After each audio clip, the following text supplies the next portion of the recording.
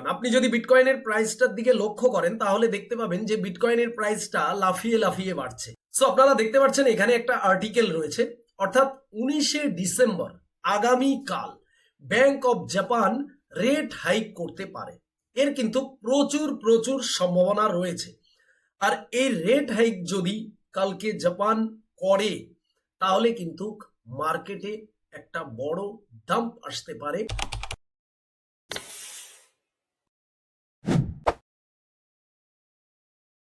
আমরা ভিডিওর শুরুতেই আপনাদের বলেছি যে বিটকয়েন $87,500 থেকে লাফিয়ে লাফিয়ে উপরের দিকে যাচ্ছে। তো বেসিক্যালি এই যে বিটকয়েনে আচমকা র্যালি আসা অর্থাৎ পাম্প আসা, এটার রিজন কি? যারা আমাদের এই অফিসিয়াল টেলিগ্রামে অলরেডি আছেন তারা এতক্ষণে জেনে গেছেন।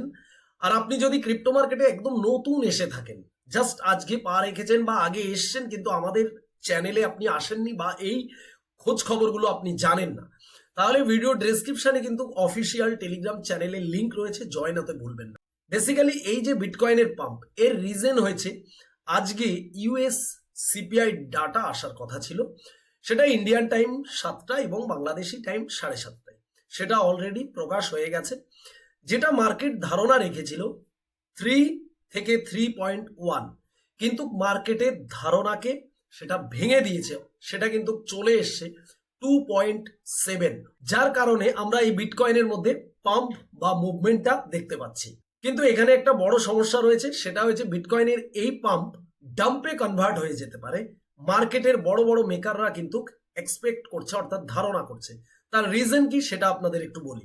সো আগামীকাল ব্যাংক অফ জাপান যে রেট হাইক করতে চলেছে 19শে ডিসেম্বর, এটা কিন্তু ক্রিপ্টো, স্টক দুটো মার্কেটেই এফেক্ট ফেলতে পারে এবং যেটা কিনা অনেক অনেক নেগেটিভ ধারণা করা হচ্ছে। এবারে মজার বিষয় কি জানেন? মজার বিষয় হয়েছে আজ থেকে 8-10 বছর আগে এই ধরনের নিউজগুলো যখন আসতো সেটা মার্কেটে ছড়াতে অনেকটা সময় লাগতো, তার মধ্যেই মার্কেটে অনেক কিছু হয়ে যেত। বর্তমান যুগে আমরা যেখানে দাঁড়িয়ে রয়েছি, এখন একটা নিউজ, এই যে সন্ধ্যে 7টায় সিপিআই ডাটা রিলিজ হলো, সঙ্গে সঙ্গে আপনারা আমাদের টেলিগ্রাম চ্যানেলে আপডেট পেয়ে গেলেন, মার্কেট পাম্পিং স্টার্ট হয়ে গেল, অল ওভার ওয়ার্ল্ডের সবাই জেনে গেল, যেটা আগে ছিল না। আর এটা কিন্তু অনেক প্রবলেম ক্রিয়েট করছে যারা বড় উইলস রয়েছে এবং রিটেল ট্রেডারদেরও। এবারে এই বিষয়টা নিয়ে আমরা কথা বলবো। কালকে যে রেট হাইক রয়েছে, এই নিউজে আমরা ধারণা করছি মার্কেট অনেক বড় ডাম্প হতে পারে, অর্থাৎ রিটেল ট্রেডাররা। কিন্তু আপনি কি জানেন এর উল্টো হতে পারে, অর্থাৎ মার্কেটে অনেক বড় পাম্পও হতে পারে। তার রিজন কি, তার টোটাল আমরা এক্সপ্লেন করার চেষ্টা করব, আপনাকে বোঝানোর চেষ্টা করব। ভিডিও কমপ্লিট দেখুন। সো আমরা চলে এলাম বিটকয়েনের উইকলি চার্টে। এখান থেকে দেখুন একটা ট্রেন্ড লাইন আমরা ড্রয়িং করে রেখেছি। বিটকয়েন কিন্তু এই ট্রেন্ড লাইনটাকে ফলো করে করেই উপরের দিকে যাচ্ছিল, তারপরে আচমকা বিটকয়েন কিন্তু এই ট্রেন্ড লাইনকে উইকলি ব্রেক করে। আমরা যদি একটু বড় করে দেখি চার্টটাকে তাহলে আমরা বুঝতে পারবো। এবারে দেখুন এই ট্রেন্ড লাইনটাকে ব্রেক করেছে। এবার আমাদের লাস্ট আমরা বিটকয়েনকে এখানে দেখেছিলাম $80,000 পর্যন্ত একটা উইক লাগাতে, রাইট? তারপরে সেখান থেকে বিটকয়েন অনেকবার উঠেছে, আবারও পড়েছে, উঠেছে, পড়েছে। এই জায়গাটা একটা অ্যাকুমুলেশন জোন তৈরি করে রেখেছে বিটকয়েন, এই যে, অর্থাৎ সাইড বেস জোন তৈরি করে রেখেছে। এই জায়গাটাকে যদি আমরা দেখি, এই রেঞ্জটাকে একটা সাইড বেস জোনে কনভার্ট হয়ে রয়েছে। এখন প্রবলেম কি?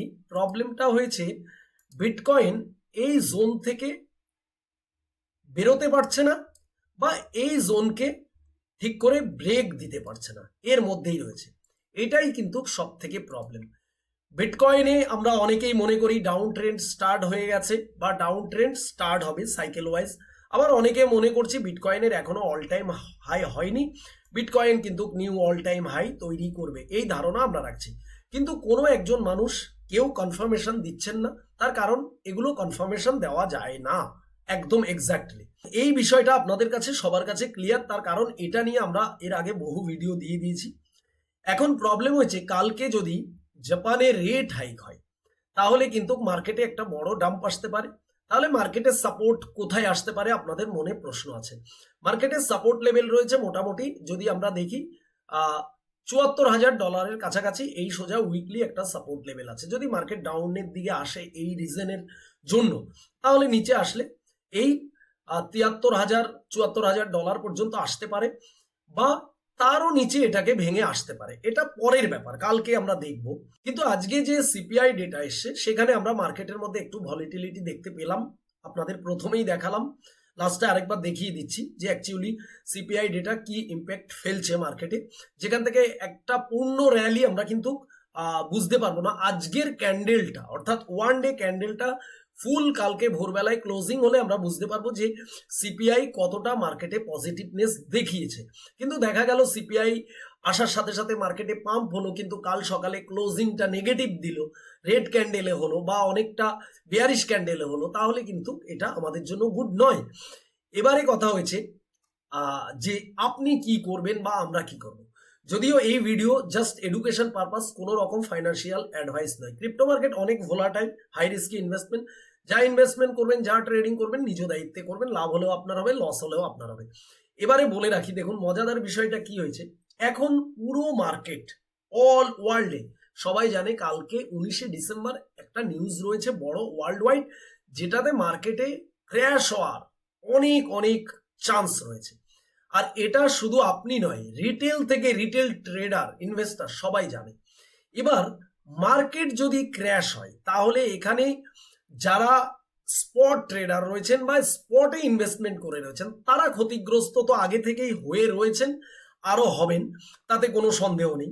কিন্তু খেলাটা কোথায়? খেলাটা কোথায়? মার্কেট এখান থেকে ওপরের দিকেও যেতে পারে, মার্কেট এখান থেকে ওপরের দিকেও যেতে পারে। তার রিজন কি সেটা আপনাদের বলি, তার আগে ভিডিওতে লাইক করুন, চ্যানেলে নতুন হলে অবশ্যই চ্যানেলটিকে সাবস্ক্রাইব করে রাখুন। দেখুন, ক্রিপ্টো মার্কেট বলে কোনো কথা নয়, টোটাল এই যে ইন্ডাস্ট্রিগুলো রয়েছে, ইনভেস্টমেন্ট, ট্রেডিং, এগুলো কিন্তু সাইকোলজিক্যাল একটা ব্যাপার থাকে, ব্যাপক সাইকোলজিক্যাল ব্যাপার থাকে। আপনি যেটা ভাববেন তার উল্টোটা হবে, আপনি যেটা ভাববেন না তার সেটাই হবে। এটা আমরা আগেও বলি, এখনো বলি। তার কারণ কি, যারা বড় বড় ইনস্টিটিউট রয়েছে, ইনভেস্টার রয়েছে, তারা আপনাকে লস না করাতে পারলে তাদের প্রফিট হবে না। তো কালকের ধারণা থেকে মার্কেট নিচে যাবে মনে করে অনেক বড় বড় রিটেলার, অনেক বড় ইনভেস্টাররাও কিন্তু শর্ট পজিশন নেওয়ার চেষ্টা করবেন বিটকয়েনে। এবার বিটকয়েনে শর্ট পজিশন নেবেন এবং বিটকয়েন যদি ডাম্প করে তাহলে তাদের কিন্তু সেখানে একটা প্রফিট হবে। এটা সাধারণ ব্যাপার, আপনি কিন্তু বুঝে ফেলেছেন। এবারে কথা হয়েছে, মার্কেটে যারা শক্তিশালী, যাদের পাওয়ার সব থেকে বেশি, তারা আমাকে আপনাকে লস করাতে পারলে তাদের প্রফিট হবে। এবারে আমরা সবাই রিটেলাররা ভাবছি মার্কেট নিচে যাবে, আমরা শর্ট পজিশন নিয়েছি, কিন্তু মার্কেটে যারা মার্কেট মেকার রয়েছে তারা এমন করতে পারে মার্কেটকে ওপরের দিকে নিয়ে যেতে পারে। মার্কেটকে কেন ওপরের দিকে নিয়ে যাবে? আপনি আগে থেকেই শর্ট পজিশন নিয়েছেন, আমি শর্ট পজিশন নিয়েছি, বহু মানুষ শর্ট পজিশন নিয়েছে, তাহলে আমাদের লিকুইডেশন কোথায় থাকবে? ওপরে থাকবে। ম্যাক্সিমাম মানুষের লিকুইডেশন কোথায়? ওপরে থাকবে। এইবার মার্কেটে কি করবে? মার্কেট মেকাররা মার্কেটকে ওপরের দিকে নিয়ে যাবে। মার্কেটকে ওপরের দিকে নিয়ে গিয়ে আপনার যে স্টপ লস, আপনার যে লিকুইডিটি, সেটাকে হান্ট করবে, অর্থাৎ সেটাকে ব্রেক করবে। ব্রেক করার পরে এখানে কি হবে? আপনি ওয়াইপ আউট হয়ে গেলেন, লিকুইডিটি হয়ে গেলেন, হওয়ার পরে আপনি লস নিয়ে বেরিয়ে গেলেন, তাদের প্রফিট হয়ে গেল। এবার মার্কেট যেহেতু রিয়েলিস্টিক ভাবে নিউজটা একদম সঠিক, তো এটাকে চেঞ্জ করা যাবে না। এটা জাস্ট সাইকোলজিক্যাল একটা গেম খেলার জন্য মার্কেটে পাম্প করানো হয়েছে, প্রচুর পরিমাণে ইনভেস্টমেন্ট করে বা লং পজিশন নিয়ে মার্কেটকে পাম্প করিয়ে আপনাকে লিকুইডেশন করানো হয়েছে।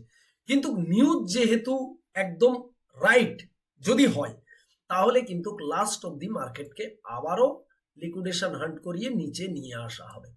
এবং যখন মার্কেট নিচে আসবে সেটা এত দ্রুত গতিতে আসবে, এত স্পিড ফোর্সে আসবে, যেটা আপনি ধারণা করতে পারবেন না। কেন ফোর্সে আসবে এটা আপনাদের একটু বলে রাখি। এটা যদিও টেকনিক্যাল একটা ভাষা বা টেকনিক্যাল অ্যানালাইসিসের মধ্যে পড়ে। ধরুন আপনি কি করলেন, আপনি শর্ট পজিশন নিলেন। আপনি শর্ট পজিশন নেওয়ার পরে এবার মার্কেট ওপরের দিকে যাওয়া শুরু করলো, ওপরে যাওয়ার পরে আপনি লিকুইডেশন হয়ে গেলেন বা আপনার স্টপ লস হিট হয়ে গেল, আপনি লস করে বেরিয়ে গেলেন, কিন্তু আপনি মার্কেটকে দেখছেন।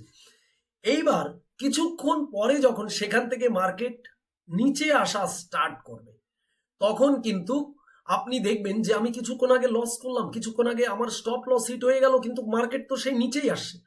তখন যারা এতক্ষণ বায়ার ছিল তারা সেলারে কনভার্ট হয়েছে, যারা সেলার ছিল তারাও সেলারে কনভার্ট হয়েছে।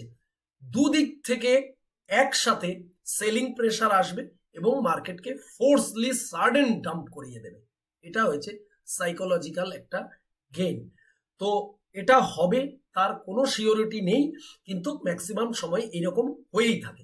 আজকের একটা ছোট্ট এক্সাম্পল আপনাদের দেখাই। সিপিআই ডেটা এলো, মার্কেট এখানে কিন্তু কারেকশন নিয়েছে। কারেকশন নেওয়ার পরে এই যে $88,000 এই রেঞ্জটাকে ব্রেকআউট করলো এবং ফোর্সে ওপরের দিকে নিয়ে চলে গেল।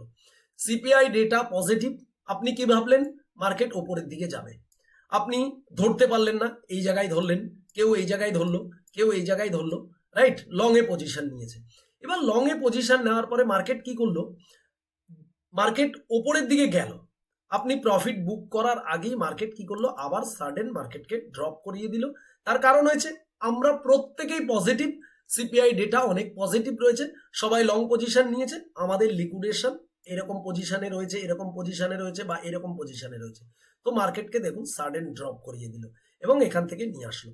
তো এই ক্ষেত্রে অনেক সময় আমরা দেখি মার্কেট আমরা যা ভাবি তার উল্টোটা রিয়েক্ট করে।